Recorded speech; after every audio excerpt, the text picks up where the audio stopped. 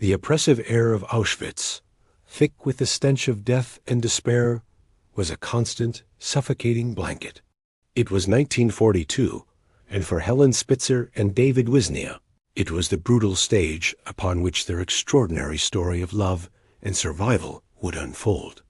This is not just a tale of enduring the Holocaust, but of finding a profound human connection, a defiant spark of hope amidst its unimaginable horrors. Helen, a young woman of remarkable resilience and sharp intellect, found herself trapped within the camp's barbed wire fences. Her quick mind and facility with multiple languages, ironically, proved to be her lifeline.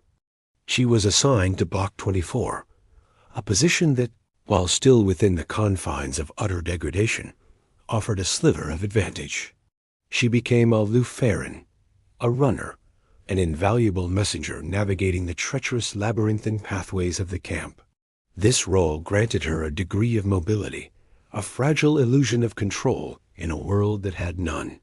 She carried notes, information, and sometimes, if she was extraordinarily daring and lucky, a precious, smuggled morsel of food, tiny acts of rebellion against the system that sought to extinguish every spark of life.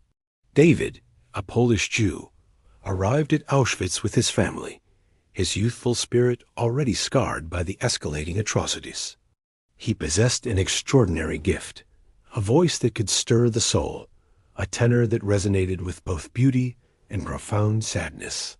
This talent, ironically, became his precarious path to survival. The SS guards, those architects of suffering, often demanded he perform for them, a macabre serenade in the very heart of hell.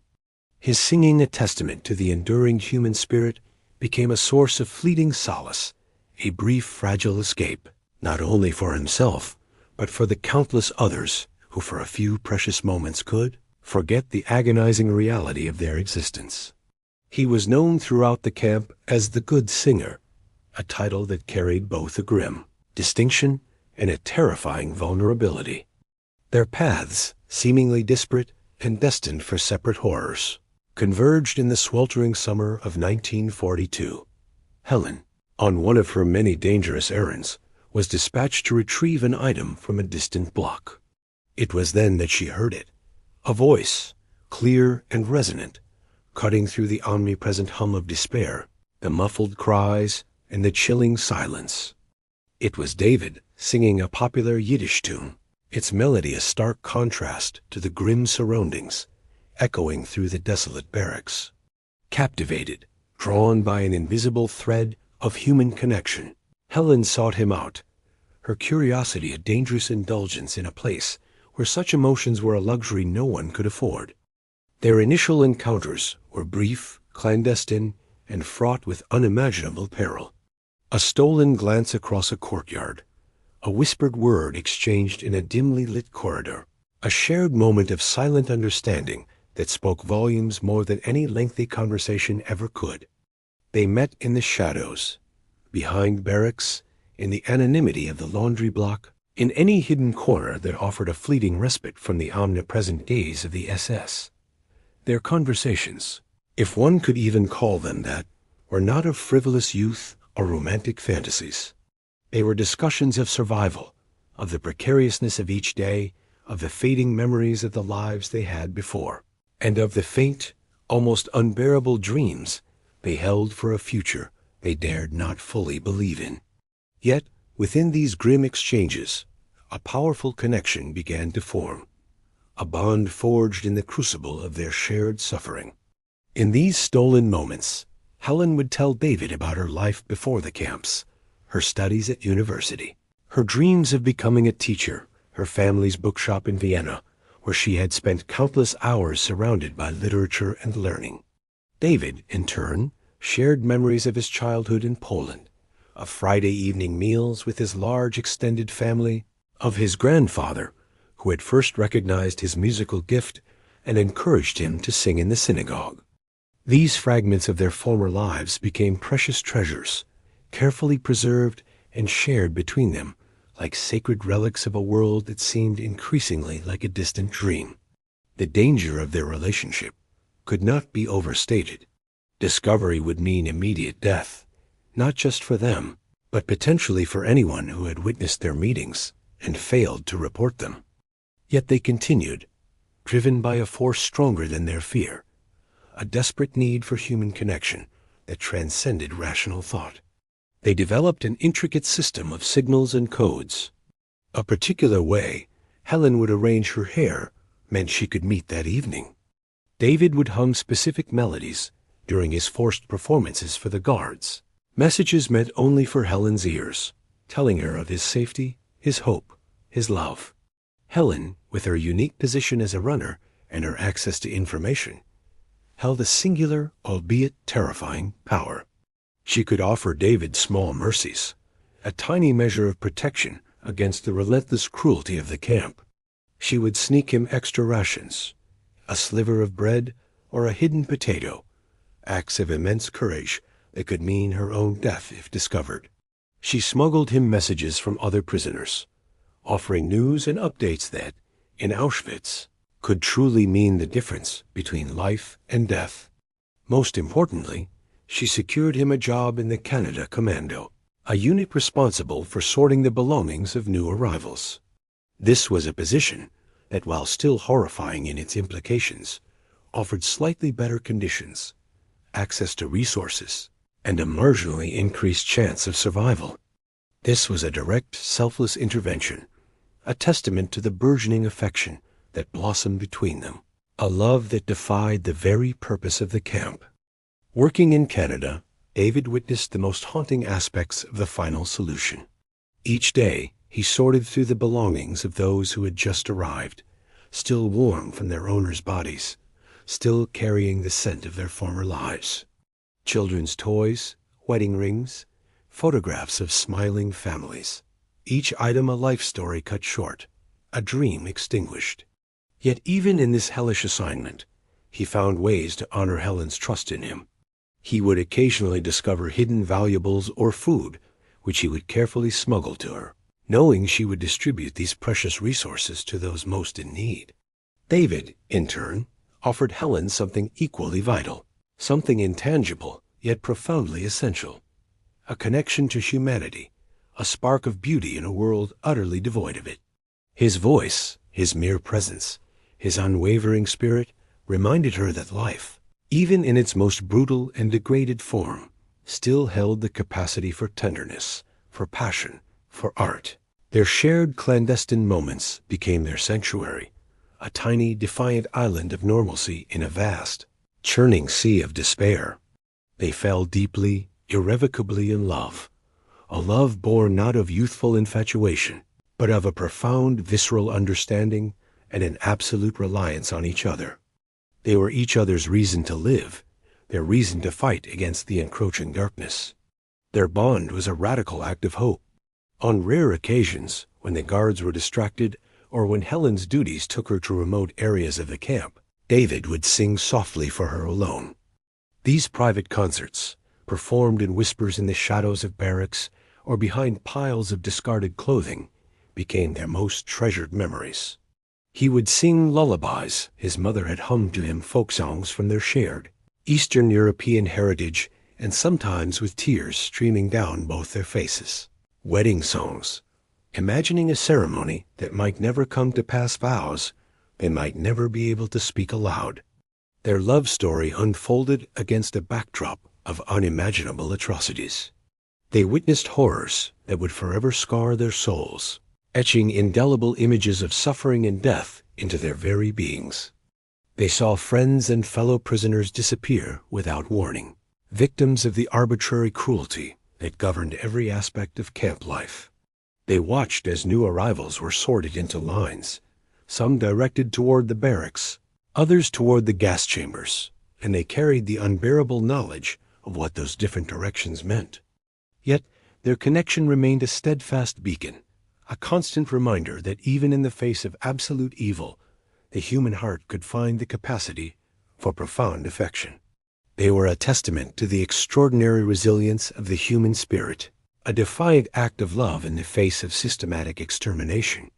Their very existence, their quiet, subversive love, became a rebellion, a refusal to let the Nazis extinguish their humanity, their capacity for joy, their will to live. Winter in Auschwitz was particularly brutal, and during one especially harsh December, Helen fell gravely ill. Fever ravaged her body, and for days she lay in the infirmary, barely conscious, teetering on the edge of death. David, risking everything, used his connections in Canada to procure medicine, a few precious aspirin tablets, and a small vial of sulfa powder that had been hidden in the lining of a deportee's coat. He bribed guards, traded his own meager rations, and called in every favor he had accumulated.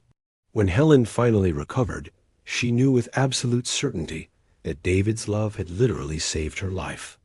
As the tide of war began to turn and the Allied forces pressed closer, the Nazis, in a desperate attempt to hide their crimes, began the brutal evacuation of the camps, forcing prisoners on what would become known as death marches.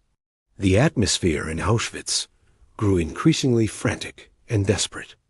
Helen and David both sensed that their time together was running out, that the horrific equilibrium they had managed to maintain was about to be shattered. They made desperate plans, promises that seemed impossible to keep. They vowed to find each other after the war, to meet at a specific location in Vienna if they both survived.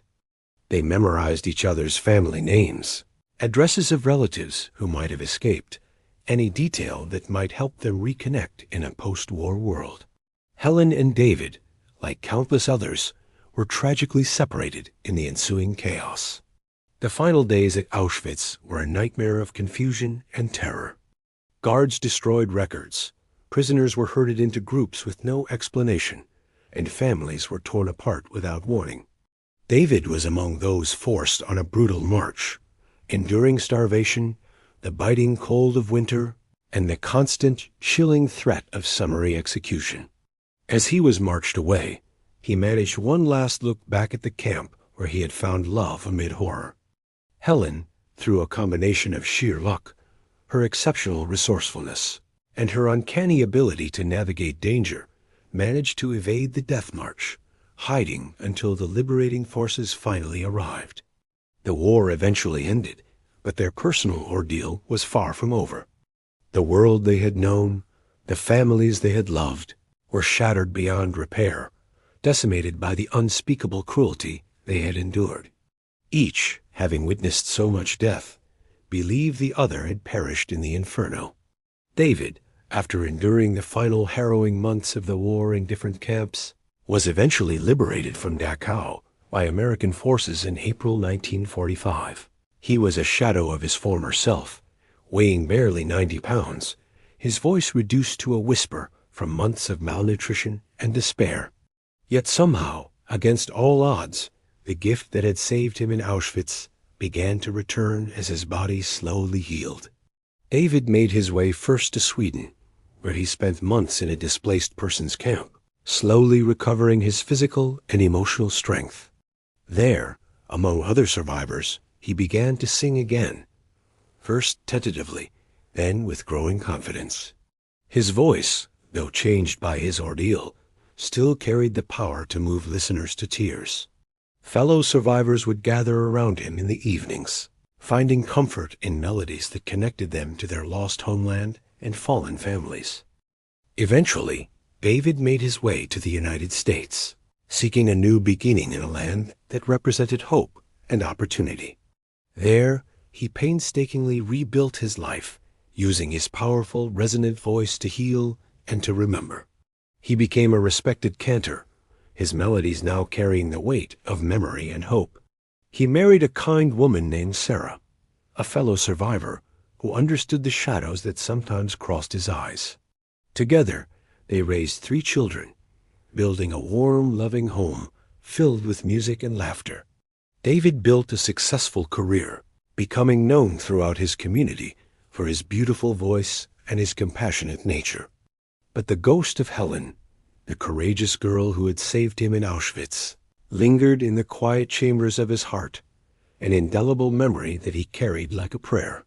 Helen, after her own liberation by Soviet forces in January 1945, embarked on a similar journey through a broken and fractured Europe. The months immediately following liberation were among the most difficult of her life. Free, but utterly alone, she wandered through a continent littered with displaced persons, searching desperately for any surviving family members. She spent weeks in Red Cross centers, studying lists of survivors, hoping against hope to see a familiar name.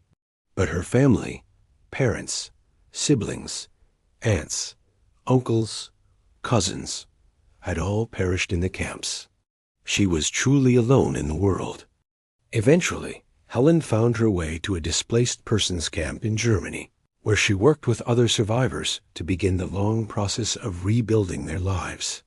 Her intelligence and linguistic abilities made her invaluable as a translator and advocate for fellow refugees. She helped families reunite, assisted with immigration paperwork, and served as a bridge between survivors and the various relief organizations working to help them. In 1947, Helen finally found a new home and purpose in what would soon become Israel. She was among the early immigrants to the new nation, arriving with little more than the clothes on her back, but carrying within her an unbreakable determination to help build something positive from the ashes of destruction. She established herself in Jerusalem, working tirelessly for fellow Holocaust survivors, dedicating herself to rebuilding lives and communities. She became a social worker, specializing in helping survivor families adapt to their new homeland. She too eventually married a gentleman named Jacob, who had lost his own family in the Holocaust. Together, they raised 2 daughters, creating a home filled with love and the bittersweet wisdom that comes from having survived the unthinkable. Helen contributed significantly to her community, becoming known for her tireless advocacy for survivors' rights and her work with traumatized children. She never spoke publicly about her experiences in Auschwitz, but those who knew her well recognized the deep well of strength from which she drew her compassion. But the memory of David, the singer whose voice had touched her soul in the darkest of times, remained a poignant, cherished chapter in the unwritten history of her life. On quiet evenings, she would sometimes find herself humming melodies she had heard him sing, wondering if he had survived, if his beautiful voice still brought comfort to others as it had once comforted her. Decades passed.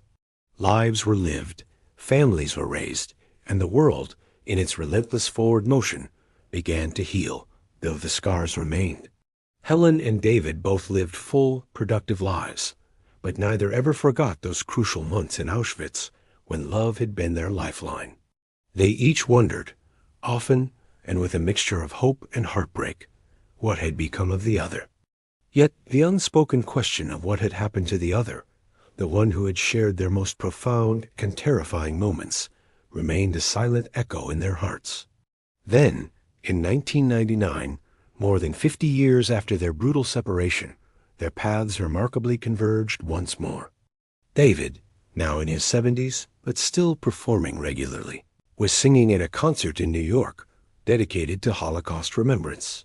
His voice, though aged, remained powerful and evocative, capable of moving audiences to tears as he performed both traditional Jewish songs and pieces he had composed about his experiences. After the performance, as he greeted audience members, an elderly woman approached him with an expression of stunned recognition. "Excuse me," she said hesitantly, "but I heard your story about Auschwitz, about how you survived because you could sing. I have a friend in Israel, a woman named Helen Spitzer. She told me once about a young man in the camp, a singer who... Could it possibly be you?" David's heart stopped. Helen Spitzer. Could it be his Helen? The woman continued, explaining how her friend had described a romance in Auschwitz with a gifted singer, how this young man's voice had been a beacon of hope in that place of horror. The details were too specific, too precise to be coincidence. A whirlwind of phone calls and letters followed, a cautious, almost hesitant dance of discovery. Each detail, each shared memory, confirming the impossible, miraculous truth. It was indeed them.